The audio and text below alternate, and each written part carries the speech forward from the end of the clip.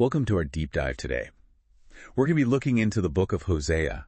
It's a book that I think a lot of people find fascinating and sometimes a little challenging to understand, but it really has some great stuff in there, especially as we try to deepen our faith and, really understand God's love for us. Yeah.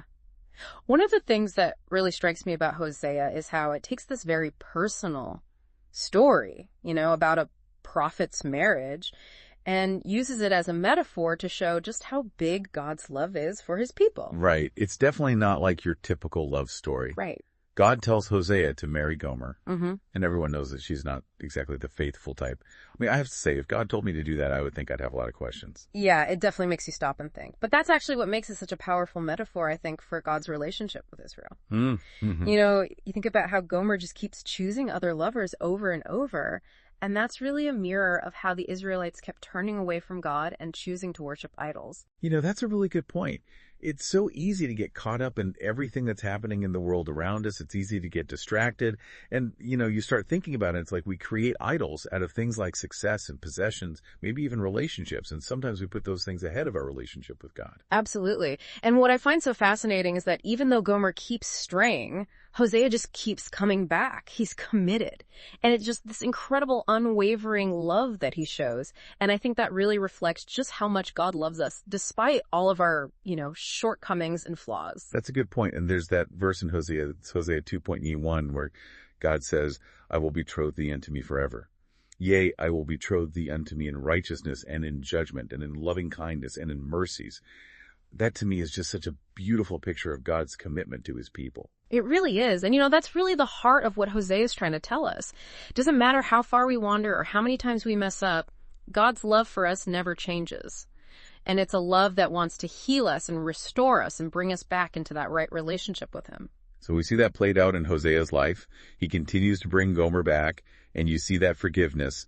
It's really amazing. It makes you wonder, how many of us would be able to do that, to show that much patience and compassion in a similar situation? It's a challenge for sure, but I think it really helps us to see just how deep God's love for us is. He never stops pursuing us, even when we turn away from him, even when we break his heart. He's still there. It really is a humbling thought when you stop and think about it. And you think about that, it kind of makes you want to take a look at your own life and ask yourself, am I putting other things ahead of God? Absolutely. And I think that's what makes the book of Hosea so relevant for us even today. It's this call to really look at our hearts, to be honest with ourselves, and to see if there are things in our lives that have become idols. And if there are, to turn away from them and come back to God with all that we are. Yeah. We've been talking about this powerful message of God's love and forgiveness, but Hosea doesn't sugarcoat things. He's very honest about what happens when you decide to walk away from God. Oh, absolutely. He makes it very clear that there are consequences for turning away from God and choosing to live outside of his will. But even in those warnings, you can still feel this undercurrent of love. God is always hoping that we will choose to come back to him.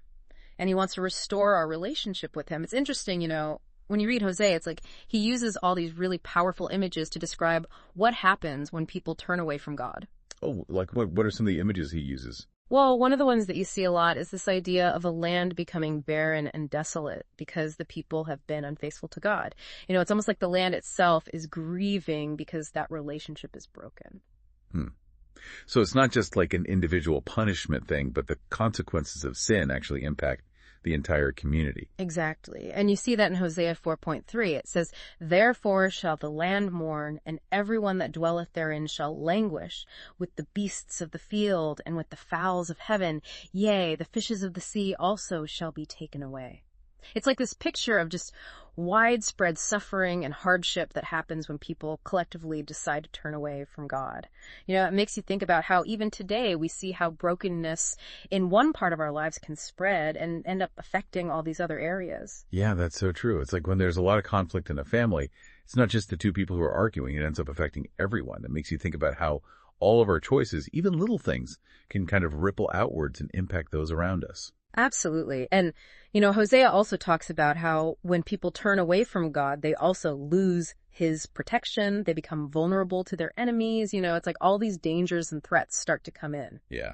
It's kind of like if you're hiking and you just ignore a warning sign and then you end up getting lost or hurt or something. That's a good way to think about it. We really need God's guidance in our lives. We need his protection. When we try to do things on our own, we make ourselves open to a lot of trouble. That makes sense. And there's that verse, Hosea 5:14, where it says, "For I will be unto Ephraim as a lion, and as a young lion to the house of Judah. I, even I, will tear and go away. I will take away, and none shall rescue him." Yeah, that sounds pretty intense. It does, doesn't it? But I think it speaks to the seriousness of turning away from God. It's not that God is trying to get us or anything like that. But when we choose to live outside of his will, we're choosing to step outside of that place where he can protect us. So it's more about like natural consequences, not just like punishment coming from God. Exactly. It's like if you decide to walk down a dangerous path, you might get hurt.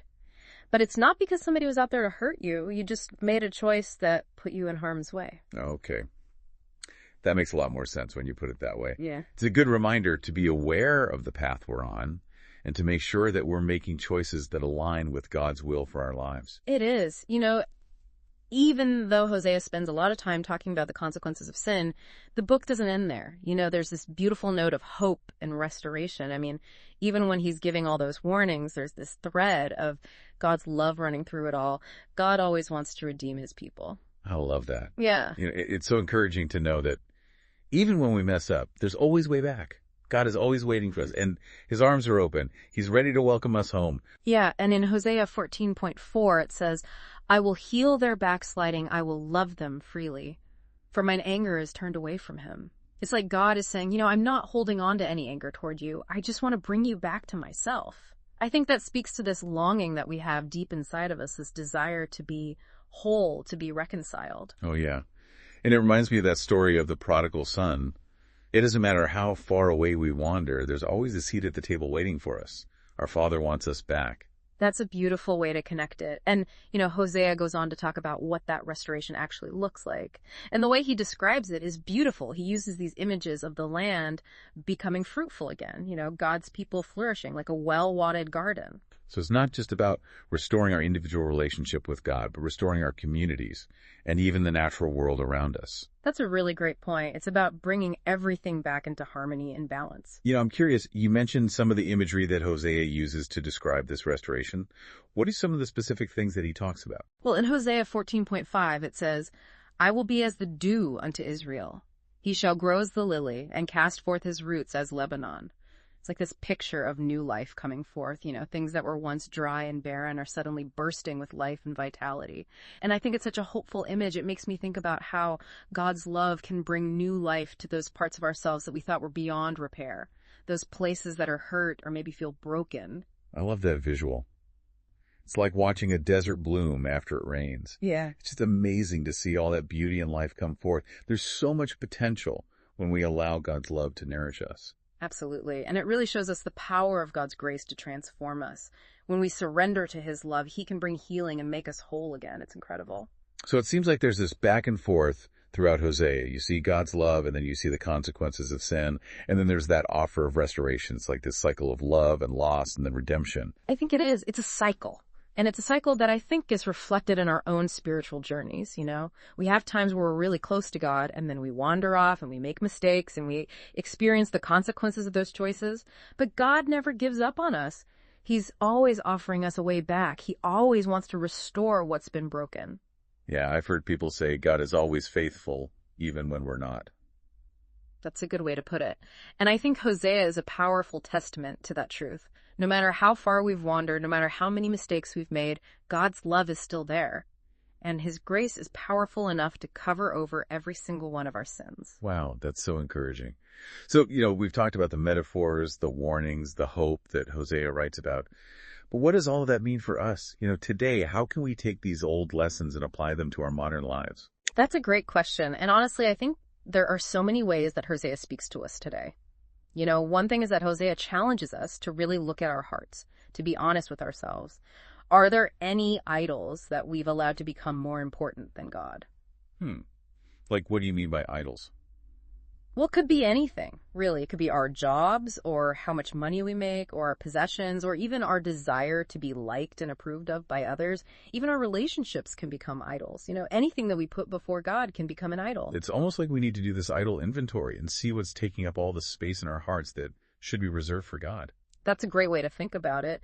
And, Hosea encourages us to turn away from those idols and to return to God. With everything that we are, it's a call to repentance, but not in a way that makes us feel guilty or ashamed. It's more about coming back to God and admitting that we need Him, we've made mistakes, and we want to realign our lives with His will. It's about coming back to the one who loves us no matter what and wants the best for us.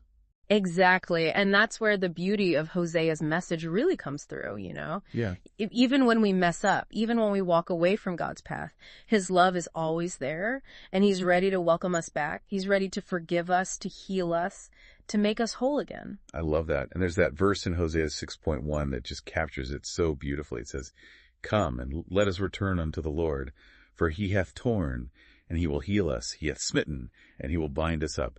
I mean, it's just this beautiful picture of God's desire to heal us and to restore us. It is, and I think that invitation is something that goes even beyond our own personal relationship with God. It's also calling us to be people who work for peace and reconciliation, out in the world.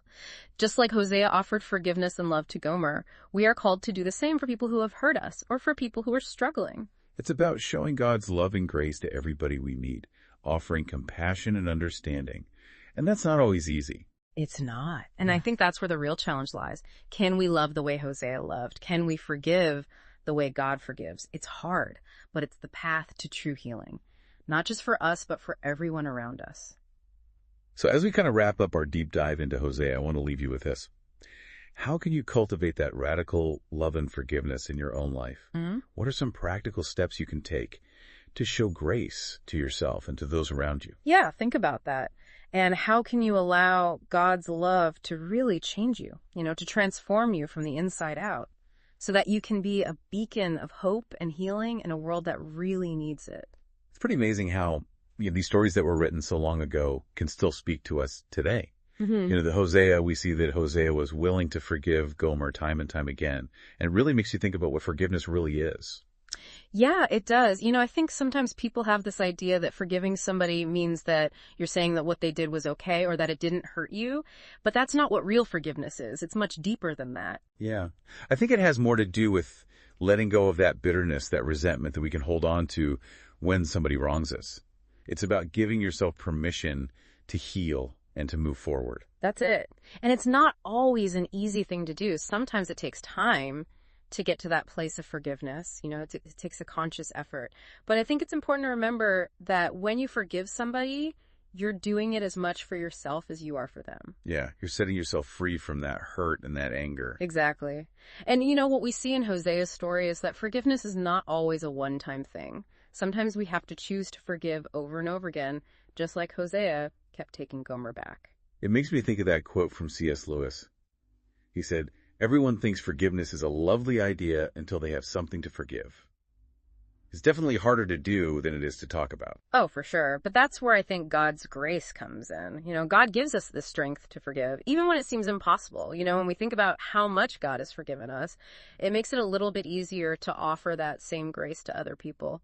It's like we're able to tap into that unlimited love and mercy that comes from God. And that love is powerful. It can soften our hearts and break down those walls that we put up.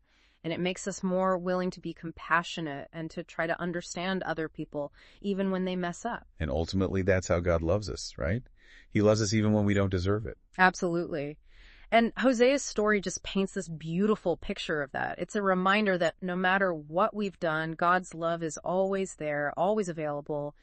And He offers us forgiveness and grace, and He wants to make us whole again. I think that's such an encouraging message. It's a message that we all need to hear, no matter where we are in our lives. Yeah. No matter how far we've wandered, no matter how many mistakes we've made, we can always come back to God. His love is always there waiting for us. And it's a love that can heal us and restore us and transform us.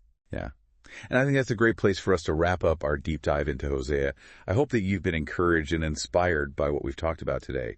Remember that God's love is always available to us.